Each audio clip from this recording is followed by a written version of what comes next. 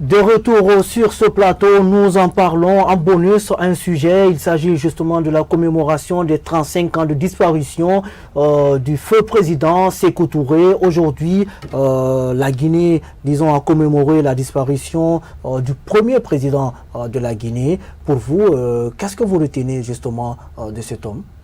Un grand homme, un grand Africain. Le président Ahmed Sékou Touré, c'est notre fierté. Non seulement de Guinéens, mais aussi d'Africains.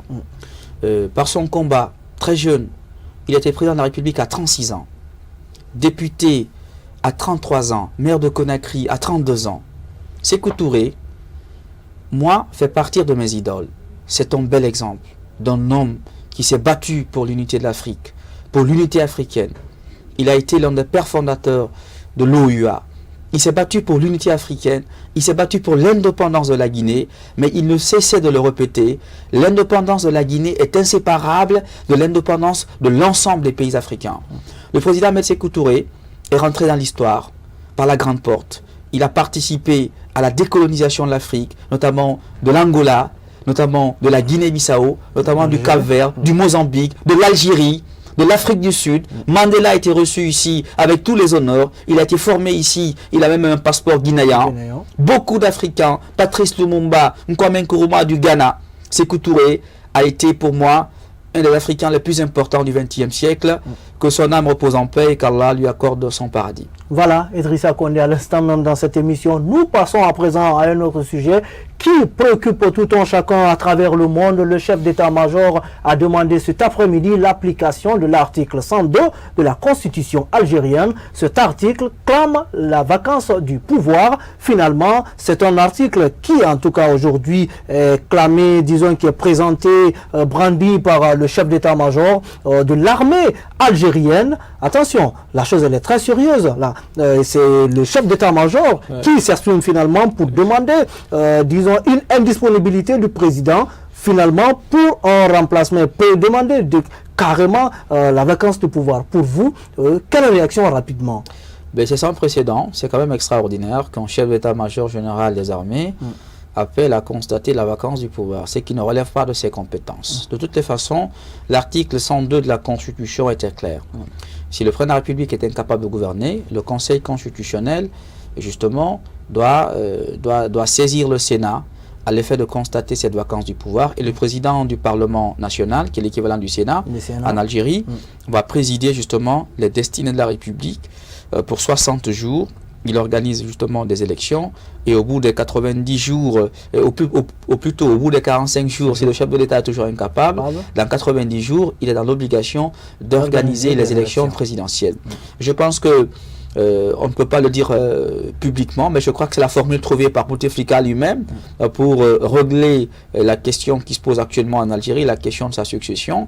Donc on va régler cette question de façon constitutionnelle, comme le dit le chef d'état-major. Il a envie que la question de la succession du président Bouteflika se fasse justement dans la légalité. C'est un homme de Bouteflika finalement. Évidemment. Qui demande aujourd'hui? Est-ce que vous pensez qu'il a été désavoué par son chef d'état-major? Je ne pense pas. Je pense que le chef d'état-major travaille pour Bouteflika et son clan et qu'aujourd'hui l'armée est acquise justement à sa cause. Et d'ailleurs le chef d'état-major, pour se faire plaire dans l'opinion publique, dit très clairement que l'armée est du côté des manifestants à Alger, les personnes qui manifestent justement contre le 5e mandat du président de la République algérienne. Il dit que l'armée est du côté des manifestants, mais que l'armée souhaiterait que la constitution algérienne soit respectée et qu'on règle la question conformément à la Constitution. De mon point de vue, il travaille justement pour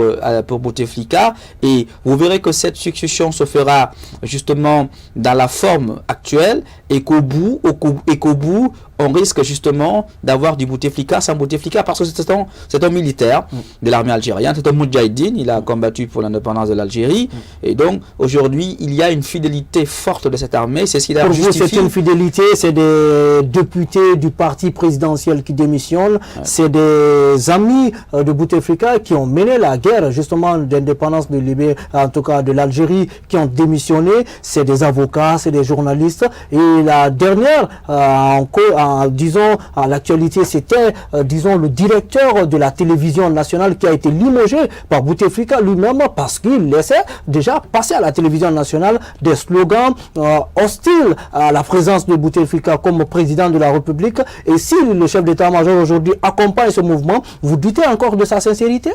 Je pense qu'il travaille pour Bouteflika. Je pense sincèrement qu'aujourd'hui, le constat est que de toutes les façons, Bouteflika n'a pas envie de quitter le pouvoir comme ses homologues de la région ont quitté le pouvoir.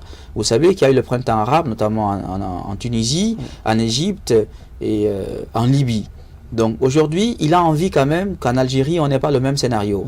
C'est-à-dire que la pression populaire n'est pas raison justement du pouvoir. Oui, mais sauf et aujourd'hui, suivez s'il vous plaît, aujourd'hui les manifestations à Alger, dans toute l'Algérie, sont des pressions populaires. Donc la population manifeste toute opposition à un quelconque renouvellement du mandat du président Bouteflika.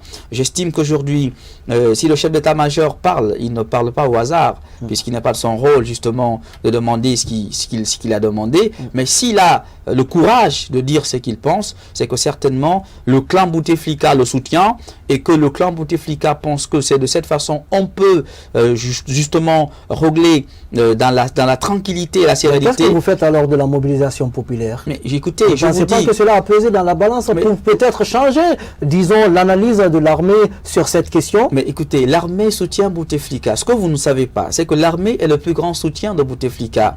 Bouteflika est lui-même de cette armée-là. D'accord? Il est issu de cette armée. Donc c'est cette armée qui est au pouvoir depuis 20 ans. Tous les appareils de l'État sont gouvernés par cette armée-là et le commandement de l'armée lui est fidèle. Ne pensez pas que l'armée soit séduite, convaincue par ce comportement civique? L'armée, cette population algérienne a tenu pendant toutes ces périodes de manifestations. Vous pensez que c'est le clan aujourd'hui Bouteflika qui en tout cas a joué le jeu pour que l'armée puisse faire cette déclaration? Je pense sincèrement, je pense que l'armée évite à Bouteflika une humiliation. D'accord? L'armée égyptienne avait maintenu Moubarak au pouvoir en Égypte. D'accord? Et contrairement à l'Algérie, l'armée avait lâché qu'on appelle Moubarak avec les manifestations à la place Tahrir. Et quand l'armée l'a lâché, il a perdu le pouvoir. Est-ce que vous ne pensez pas aujourd'hui que l'armée a lâché? Non, je pense justement, je pense que l'armée soutient Bouteflika et que si le chef d'état-major justement emprunte cette démarche-là, c'est pour permettre une sortie honorable à un des leurs qui est Bouteflika, d'accord? Et aujourd'hui, ils ne veulent pas du scénario égyptien, ils ne veulent pas du scénario libyen, ils ne veulent pas du scénario tunisien, ils veulent que le scénario algérien se passe dans, comme il le dit, il dit que la stabilité de l'État est en cause, qu'aujourd'hui, il est question de la stabilité de l'État et que l'armée va garantir cette stabilité de l'État et que la question algérienne ne peut se résoudre que par le respect de la Constitution. Donc je pense que c'est une réflexion qui est très bien mûrie avec le clan Bouteflika et aujourd'hui, on aménage justement une porte de sortie très honorable pour le président Bouteflika. Si cette mesure est mise en marche, ça permet à Bouteflika de s'éclipser pour une succession légale qui lui permettra justement de quitter pacifiquement le pouvoir et de maintenir la stabilité de l'Algérie dans une région du Maghreb où on connaît ce que nous connaissons avec les troubles en Libye, en Tunisie et en Égypte, même si en Tunisie et en Égypte on commence à revoir de la stabilité et de la paix. Oui, mais cette autre question, si cela est finalement, pensez-vous que le peuple va accepter cette situation? On verra ce que ça donnera. C'est une manifestation populaire, c'est une insurrection populaire. On verra si le peuple laissera se voler sa révolution. On verra si surtout l'opposition algérienne, notamment le plus grand leader politique algérien Ali Benflis et les autres se laisseront justement voler leur révolution. Parce qu'aujourd'hui, en fait, il ne s'agit pas de Bouteflika, mais il s'agit du clan Bouteflika. D'accord? Bouteflika est un élément du clan. C'est lui qui est la tête de l'exécutif, c'est sa personne qui est vue, mais derrière lui, il y a tout un arsenal gouvernemental et institutionnel qui gouverne depuis 20 ans, depuis 20 ans, qui gouverne l'Algérie. Et il faut pouvoir déboulonner ce système-là. Et de mon point de vue, pour déboulonner ce système-là, ça nécessite un sursaut national et justement continuer à maintenir la pression pour dire immédiatement, au lieu de faire de cette transition, d'aller directement à l'élection présidentielle, parce qu'en fait, au début, il était question d'aller à l'élection présidentielle, mais dès qu'on a dit qu'on est opposé en 5e mandat de Bouteflika, on a dit, Bouteflika a pris le courage de dire qu'il n'était plus candidat, mais qu'il renonce et qu'il repoussait la date de l'élection présidentielle. De mon point de vue, pour que la révolution continue à être celle du peuple, le peuple doit continuer à exiger la tenue immédiate et sans condition de l'élection présidentielle, parce que n'eût été la difficulté pour Bouteflika de se maintenir au pouvoir, cette élection se serait réalisée et aujourd'hui peut-être on aurait eu un nouveau président de la République. Alors cette autre question, ça va dans le même sens.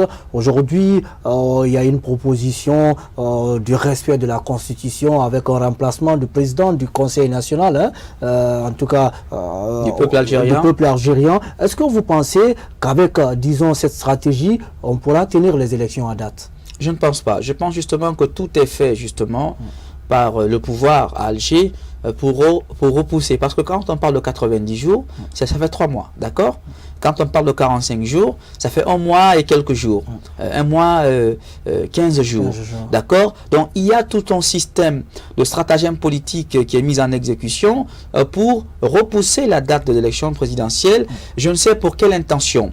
C'est pourquoi je vous dis qu'il y a un clan. Il y a un clan qui n'est pas qui ne se limite pas à Bouteflika. Il y a tout un arsenal institutionnel et gouvernemental qui tient encore les rênes de l'État, qui tient encore les rênes de l'appareil d'État et qui insiste sur le fait que Bouteflika, s'il doit quitter le pouvoir, il faut qu'il quitte dans les dispositions de la légalité constitutionnelle pour permettre au clan de rester dans les rouages du pouvoir. Voilà, Idrissa Condé, pratiquement nous arrivons à la fin de cette émission. Merci d'être passé ce soir. C'est une obligation et bonsoir à nos téléspectateurs. Analyse continue chez vous. Vous pouvez toujours continuer à discuter, à parler, à améliorer cette émission via nos pages des réseaux sociaux. En tout cas, on se retrouve demain pour un autre numéro. Pour le moment, au revoir.